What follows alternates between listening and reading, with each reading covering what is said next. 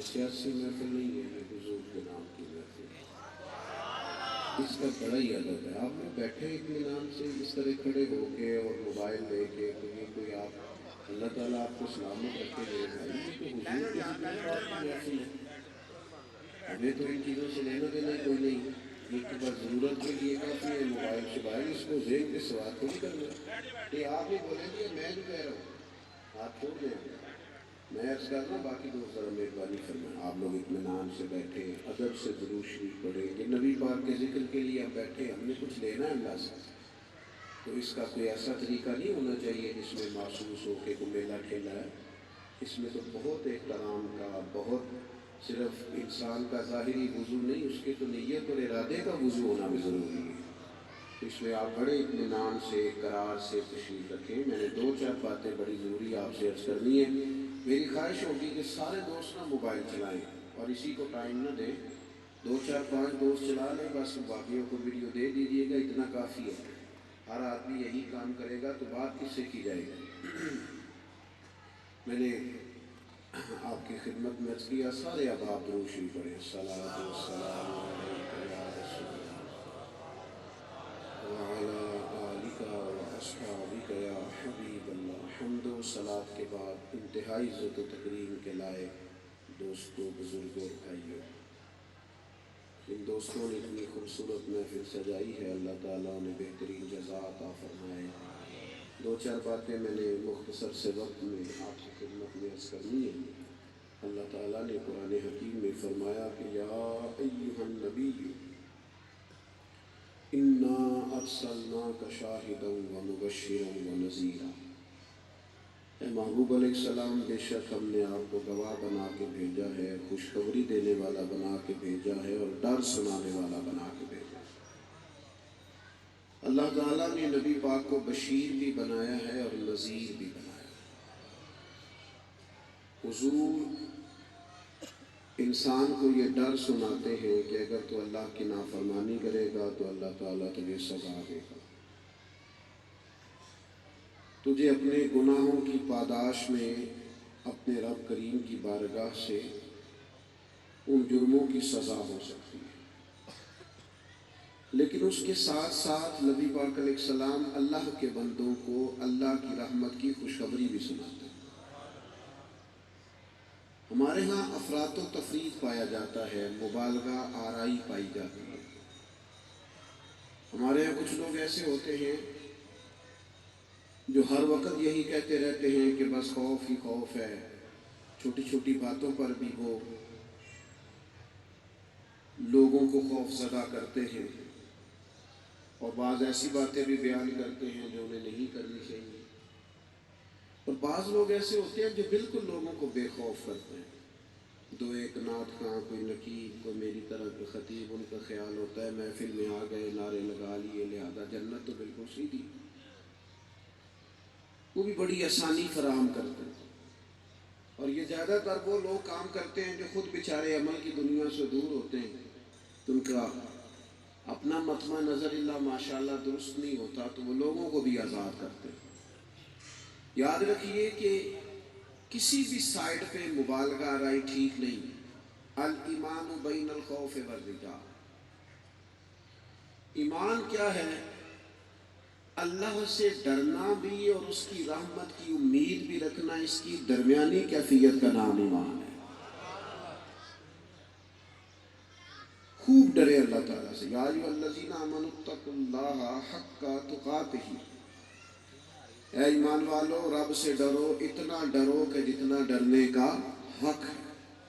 اللہ سے ڈرنا ہے، لیکن ساتھ ساتھ یہ بھی فرمایا کہ لا تقنطوا من رحمت اللہ، اللہ کی رحمت سے نا امید نہیں ہونا، نا امید نہیں ہونا۔ نبی پاک علیہ السلام ڈر بھی سناتے اور خدا کی رحمت کی خوشخبری بھی سناتے۔ عزیز دوستو، جس دور میں میں اور آپ ہیں، اس دور میں کچھ لوگوں میں بڑی مایوسی پائی جاتی ہے،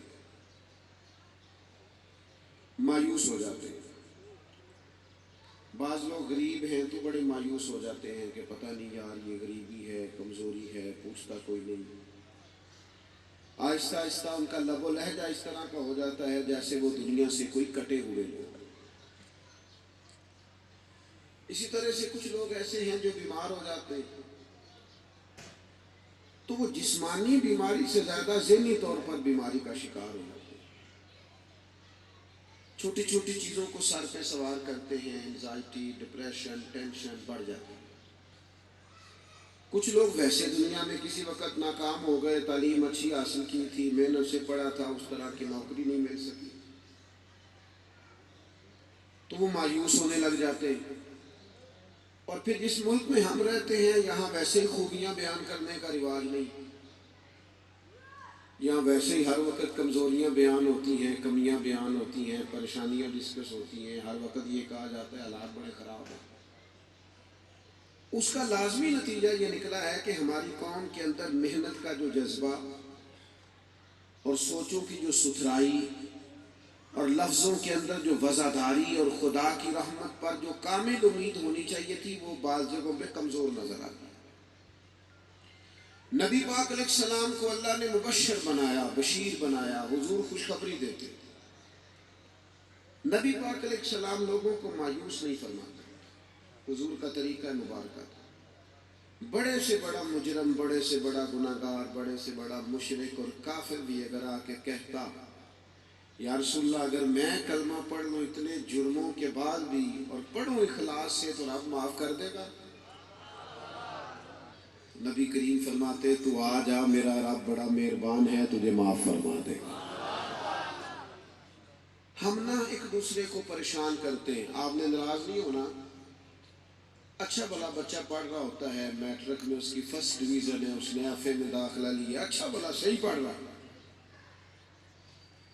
ایک بندہ اس سے ملتا ہے، اسے کہتا ہے بیٹا کیا کرتے ہو؟ جی میں نے ایف اے کیا، فرسٹ ڈویژن میں آگے پڑھ رہا ہوں۔ چھاڑو پتر، پڑھ کے کہنا نوکری ملی۔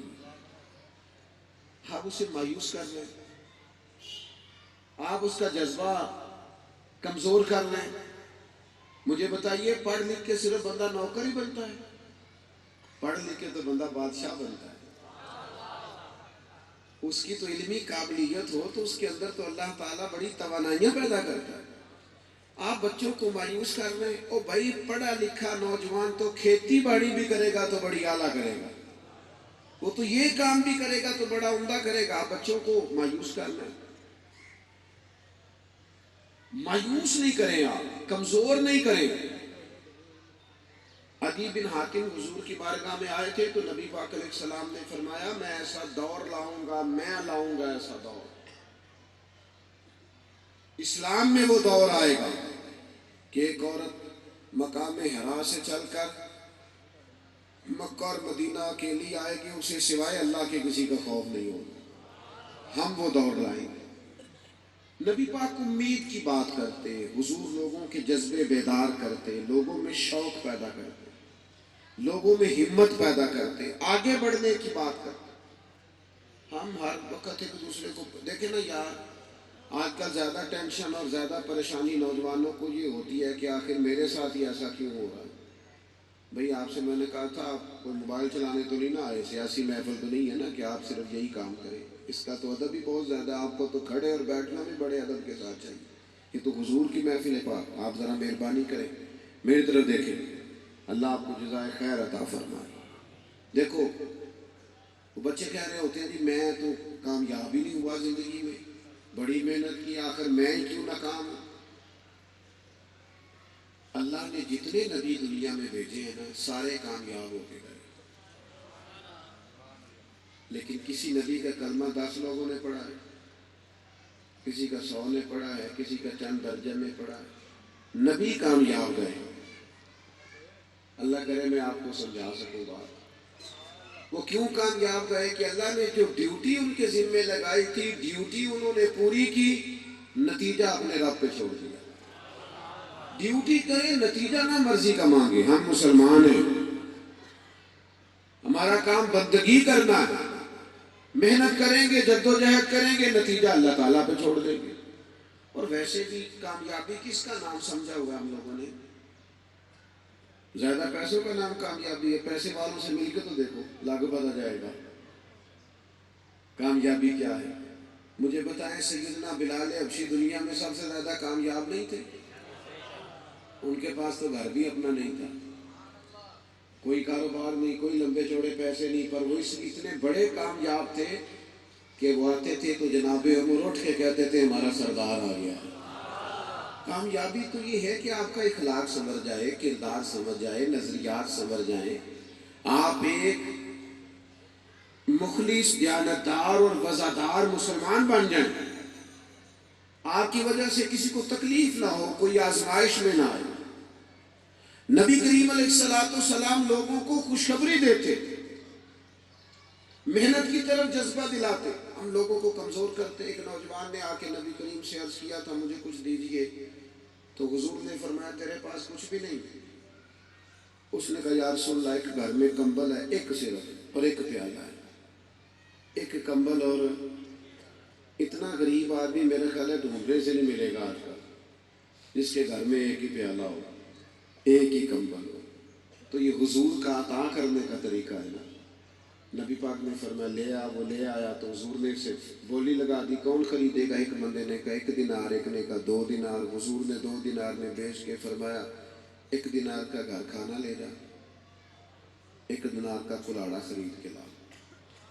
وہ کلاڑا خرید کے لایا تو اس میں دستہ حضور نے اپنے دستے مبارک سے لگایا۔ یہ نوجوانوں انویسٹمنٹ دیکھنا، 1 دینار سے بزنس شروع ہونے لگا ہے۔ یہ دیکھو راز کیا، فرمایا جا جا کے جنگل سے لکڑیاں کاٹ کے لا، اور لا کے بیچ، اور کھا اور کھلا، پی اور پلا، پہن اور پہنا، یعنی دوسروں کو بھی شامل کر۔ 15 دن کے بعد نظر آنا مجھے۔ 15 دن کے بعد ملے تو عرض کرنے لگے حضور سارے گھر کے برتن ہی بن گئے، سارے گھر کے بستر ہی بن گئے۔ آپ لوگوں کو جذبہ دلائیں، لوگوں میں ہمت پیدا کریں۔ میں نوجوانوں سے اکثر گزارش کرتا ہوں، ایک پیشہ برا ہے زندگی دنیا میں، وہ ہے کسی کے سامنے ہاتھ پھیلانا۔ باقی جو جھاڑو دے کے بھی روٹی کماتا ہے معزز آدمی ہے، محنت تو کرتا ہے نا۔ جو بھی شخص مشقت کرتا ہے مایوس نہیں کرے۔ پھر کچھ لوگ بیمار ہیں ہمارے ارد گرد، ایک خاص بات کرنی ہے آپ سے، اگر آپ خاص توجہ کریں تو ہمارے ارد گرد کچھ لوگ بیمار ہیں، ان میں زیادہ تر ہمارے اپنے ہیں، بوڑھے۔ وہ زیادہ بیمار اس لیے ہو جاتے ہیں کہ ہم انہیں زیادہ ہی ریٹائر کر دیتے ہیں۔ بچے سارا ٹائم تو دوستوں کو دیتے ہیں، اور آج کل زیادہ ٹائم موبائل کو دیتے ہیں۔ اگر یہ گھر کے بزرگوں کو ٹائم دینا شروع کر دینا، ان کے پاس بیٹھنا شروع کر دیں، ان سے مشاورت شروع کر دیں۔ یار کو کہتے ہو نا آج روٹی نہ کھانا، میں اسے فون کرتے ہو کھانا نہ کھانا، میں آؤں گا تو باہر چلیں گے، تو کسی دن ابا جی کو بھی کرو نا۔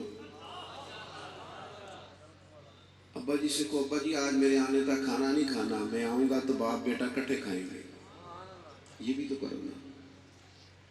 والدہ کو کہو کس دن اماں جی آج میرا دل کرتا ہے روٹی تیرے ہاتھ کی کھانی ہے، میں نے نہیں کھانی، آج کھانی تیرے ہاتھ کی ہے۔ وہ بڑھاپے میں بھی اللہ صحت دے گا انشاءاللہ، وہ پکائیں گے۔ لیکن ہم نے لوگوں کو ریٹائر کر دیا ہے، مایوس کر دیا ہے، کمرہ علیحدہ دے دیا ہے، کبھی پوچھا نہیں، گئے نہیں، بات نہیں کی۔ اور بعض بچے کہتے ہیں میں نے پوچھا تھا ابا جی سے، وہ رات کو جاتے ہیں، جا کے پوچھتے ہیں کوئی شاید نہیں چاہیے کھانا کھانا جی، کوئی حکم ہوئے تھے، تو ڈاکٹر ہے؟ وہ تو ڈاکٹر آتا ہے رات کو وارڈ میں آ کے پوچھتا ہے طبیعت کیسی ہے، تو ڈاکٹر ہے، تو ان کے پاس بیٹھ، تو کہ ابا جی آؤ نا، دونوں والدہ اور والد آؤ نا میرے ساتھ، کچھ دیر باتیں کریں، مجھے کچھ مشورے دے۔ بیماروں کو ہم ٹائم نہیں دیتے تو گولیاں بڑھ جاتی ہیں، ہم ٹائم دیں گے تو دوائیاں کم ہو جائیں گی، ہم ٹائم نہیں دیتے تو حالات خراب ہوتے ہیں۔ حضرت سعد بن ابی وقاص رضی اللہ تعالیٰ عنہ بیمار تھے، اور اس بیماری کی وجہ سے کمزور ہو گئے تھے کافی۔ آپ فرماتے ہیں کہ میں اتنا کمزور ہو گیا کہ مجھے یوں محسوس ہوا کہ شاید رب کریم کا ارادہ بن گیا کہ اب میں لوٹ جاؤں واپس اس کی جانب۔ فرماتے میری ایک ہی بیٹی تھی، میں نے پیغام دیا کہ کوئی نبی پاک علیہ السلام سے عرض کرے کہ اگر کریم مہربانی کریں تو ذرا ادھر سے گزریں تو مجھے بھی شرف زیارت عطا ہو۔ کہتے محبوب تشریف لائے۔ میں نے عرض کی حضور میری بیٹی ہے، بیمار زیادہ ہو گیا ہوں، لگ نہیں رہا، کہ اب دوبارہ صحت کی وہ کیفیت بنے، تو میں وصیت کرنا چاہتا ہوں اپنے مال میں سے۔ کہتے ہیں نبی پاک نے مجھے وصیت کے طریقے اور احکام بھی بتائے، اور ساتھ حضور فرمانے لگے فکر نہ کر، کچھ بھی نہیں ہوگا۔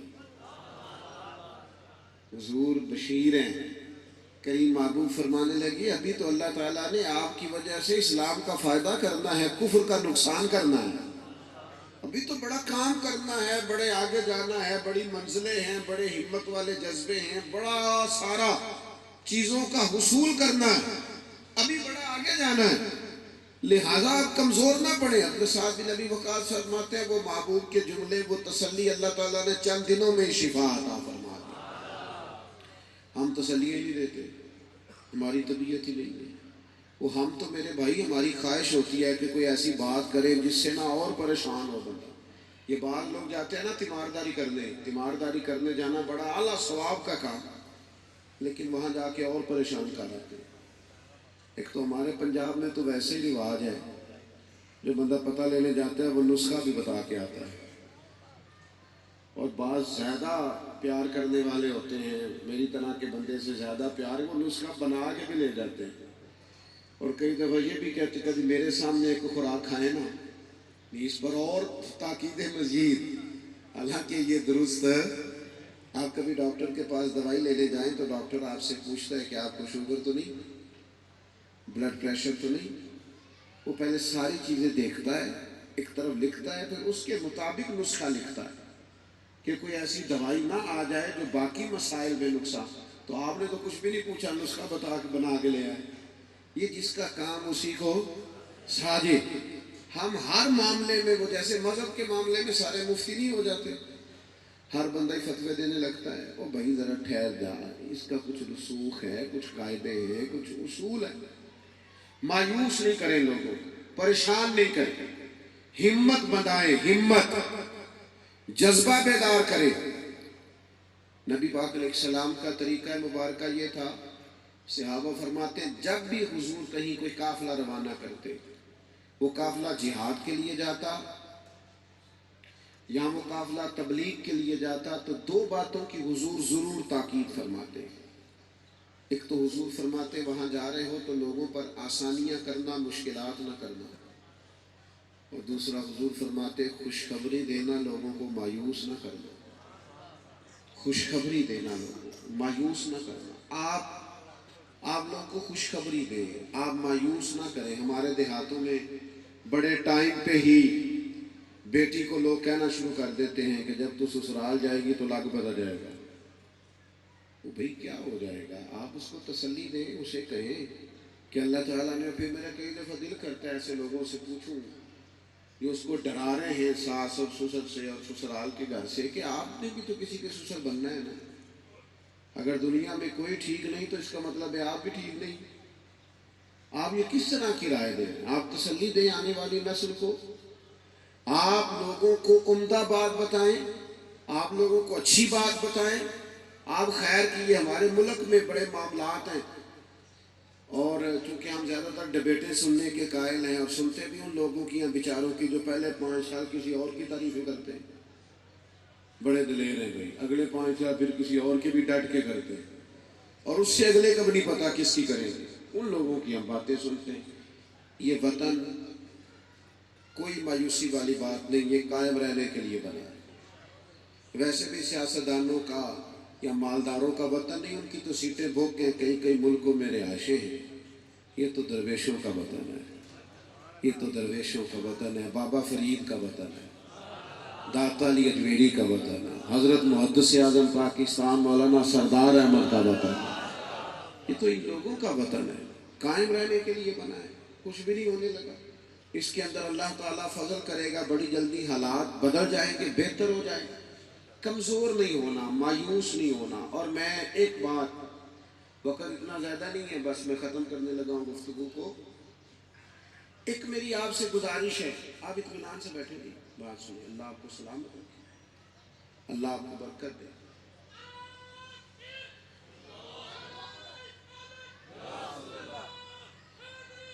ایک بات آپ سے عرض کروں، اپنے بچوں کو کبھی مایوس نہ کریں۔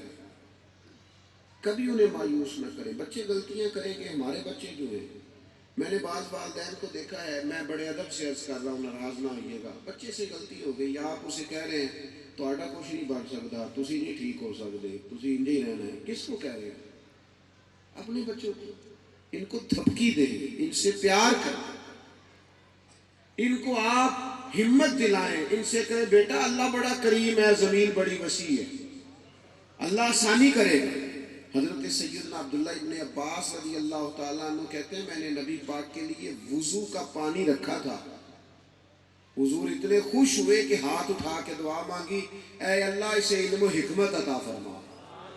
وہ قرآن مجید کے سب سے بڑے مفسر قرآن بنے، مفسر قرآن بنے. کیوں؟ ہمت بنائی، جذبہ دیا. امام مالک فرماتے ہیں میرے استاد صاحب، میری والدہ کہتی تھی میں نے بچے کو نہیں پڑھانا، ہم نہیں پڑھا سکتے، تو میرے استاد کہنے لگے میں خرچہ دے دیا کروں گا، اسے پڑھنے دے. اللہ کرے کوئی ایسا مل جائے، ایسا استاد شفیق مہربان، اسے پڑھنے دے، میں خرچہ دوں گا. ہمت دلائی. فرماتے ہیں میری اماں کہنے لگی چلو ٹھیک ہے پڑھ تو گیا، تو اماں کہنے لگی بنے گا کیا پڑھ کے؟ فرماتے ہیں مجھے پتہ تب چلا جب ہارون رشید نے مجھے قاضی القضاء بنا دیا. قاضی القضاء، چیف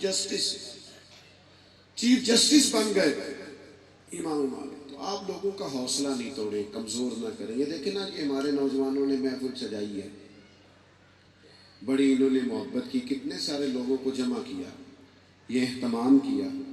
تو ان کو تھپکی دیں، ان کو حوصلہ دیں. میں بھی کہتا ہوں بعض ایسے لوگوں سے کہ یار اگر کوئی بندہ بھی کوئی خیر کا کام کرے نا، جد و جہد والا کام کرے، تو قابل ستائش لوگوں کی تعریف کرے. لیکن وہ پتہ نہیں کیا صاحب سون گیا ہے، ہمارے مزاج میں منفی پن بہت زیادہ ہے، نیگٹیو بہت سوچتے ہیں. حضور نے فرمایا اچھا سوچا کرو، اچھا سوچنا بھی عبادت ہے. اس نے ظن رکھے زندگی میں، بدگمانیاں نہیں پیدا کرے. اللہ تعالی ہمیں سمجھنے کی توفیق عطا فرمائے اور اس حاضری کو قبول فرمائے. آخر دعویٰ الحمدللہ رب العالمین. بیٹھے ابھی جاری ہے پروگرام، آپ کی مہربانی.